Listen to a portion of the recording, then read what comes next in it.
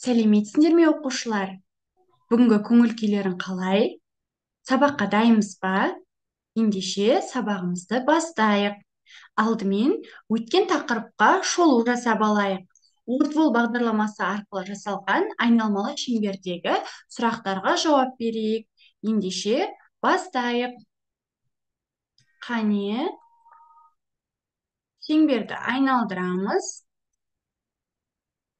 Қандай сұрақ түседі екен?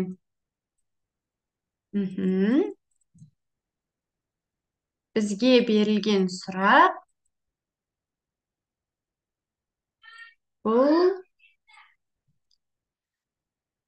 қан айналым жүйесінің негізгі мүшесі қандай? Қане, кім дұрыс жауап береді екен? Жарайсыңдар балалар, дұрыс айтасыңдар. Ендеше келесі сұраққа назар аударайық. Бізде келесі сұрақ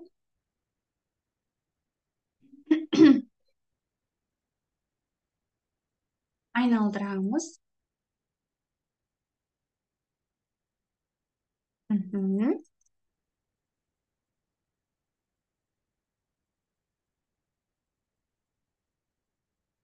Біздегі келесі сұрақ: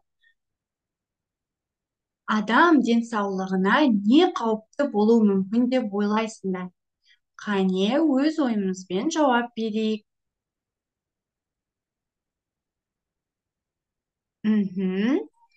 Дұрыс айтасыңдар балалар. Сендер өте дұрыс жауап бердіңдер. Ендеше бізде келесі сұрағымызға назар аударайық. Міне, қазір шеңберімізді айналдырайық.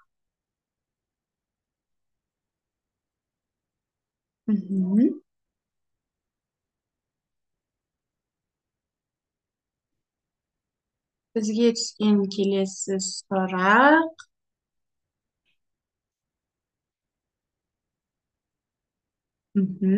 адам бойындағы ең ұсақ қан тамыр қалай деп аталады? Қане балалар, жауап беріп көрейікші, қалай деп аталады екен? Дұрыс айтасыңдар балалар. Сендер өте жақсы жауап бердіңдер. Ендеше келесі кезеңімізге өтейік. Балалар, енді мұнда қараңдаршы, бізде сабағымызды бастамас бұрын сабағымыздың тақырыбын анықтап алайық. Иә, бүгінгі сабақтың. Яғни біздер мына жұмбақтарды шешейік. Бірінші сұрақ, бірінші жұмбақ біздегі: өртесең де ерімейді, не тот басып шірімейді, өн бойына су сіңбейді, ылғал тартып ірімейді. Бұл не екен балалар? Жарайсыңдар балалар, бұл бізде тас екен, иә? Ендеше екінші жұмбағымызға көшейік. Аяғы жоқ жүреді, сылқ-сылқ күледі. Бұл не екен? Дұрыс айтасыңдар балалар. Бұл жұмбақтың жауабы су екен. Сұйықпын деп тазамын, басамын жер тозаңын. С орнына Б қойсаң, бозғылт боп тозамын. Бұл не деп ойлайсыңдар? Жарайсыңдар балалар. Бұл жұмбақтың жауабында дұрыс таптыңдар. Жұмбақтың жауабы бұл екен. Ендеше балалар, жұмбақтарды шешіп болсақ, мына суреттерге назар аударайықшы. Бұл жерде не бейнеленген?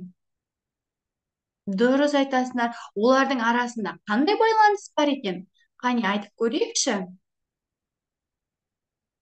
Жарайсыңдар балалар.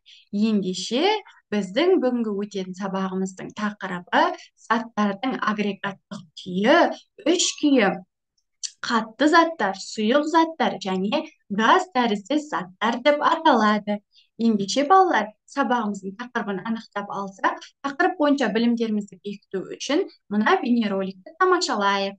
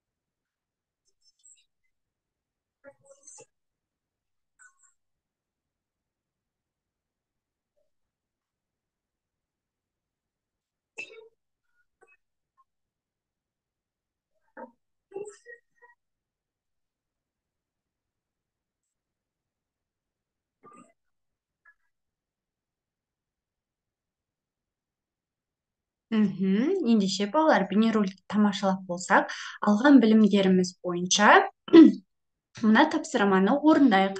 Learning Box бағдарламасы бойынша жасалған сәйкестендіру тапсырмасын орындайық.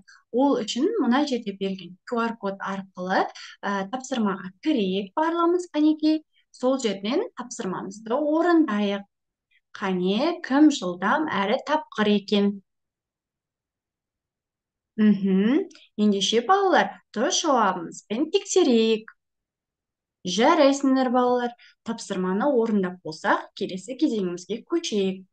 Бұл жерде балалар өзіндік жұмыс орындаймыз.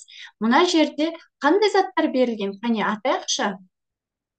Дұрыс айтасыңдар балалар. Енді оларды топтарға бөлейік. Қандай топтарға бөлеміз? Және ол топтардың атын атайық.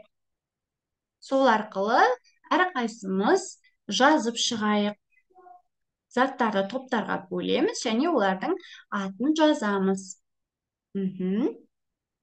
Қане, жылдам орындаймыз. Жарайсыңдар балалар, тапсырманы орындап болсақ, сабағымыздың келесі кезеңіне көшейік. Бұл жерде балалар, біз дәптермен жұмыс орындайтын боламыз. Қане, барлығымыз мұқият қараймыз.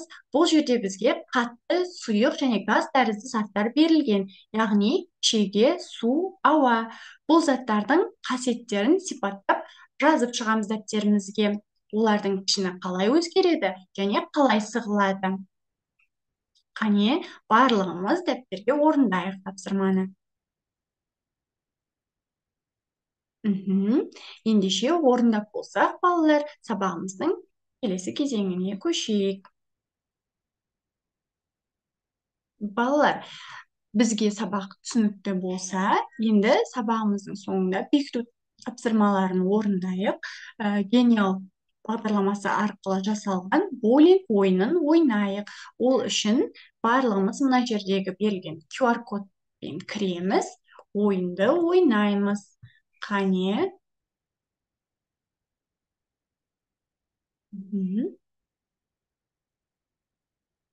Ойынымызды бастайық. Бізде бірінші сұрақ. Нақты пішіні мен көлемі болмайтын, бірақ шығу өте оңай, өзі тұрған ыдыстың көлемін толықтай толтырады. Бұл қандай зат? Газ тәрізді заттар. Қане көрейік. Жарайсыңдар балалар, сендер өте жақсы жауап бердіңдер. Енді келесі сұрағымызға көшейік. Нақты пішіні мен көлемі болады. Оларды шығу өте қиын, бір-біріне өте мықты бекінген. Бұл қандай зат? Сұйық зат. Көрейік. Ой, балалар, қате жауап, қателестіңдер. Кәне, қайтадан ойнап көрейік. Дәл осы сұрақты. Қатты заттар. Жарайсыңдар балалар, сендер керемет жауап бердіңдер. Енді келесі сұраққа көшейік. Нақты пішіні жоқ, бірақ нақты көлемі болады. Олар өзі тұрған ыдыстың пішінін алады. Шығу қиын, бұл қандай зат деп ойлаймыз? Сұйық зат. Бәрекелді, сендер өте дұрыс жауап бердіңдер. Келесі сұраққа көшейік. Кез келген зат үш күйде бола ала ма? Қалай ойлайсыңдар? Мүмкін. Қателестіңдер, балалар. Қайта ойнап көрейікші. Сонымен кез келген зат үш күйде бола ала ма? Иә, кез келген зат үш күйде бола алады. Жарайсыңдар, балалар. Өте дұрыс жауап бердіңдер. М? Ендеше, балалар, бекіту тапсырмасын орындап болсақ, бүгінгі сабағымыз аяқталды. Сендерге сабақ түсінікті әрі қызықты, жеңіл болды деп ойлаймын.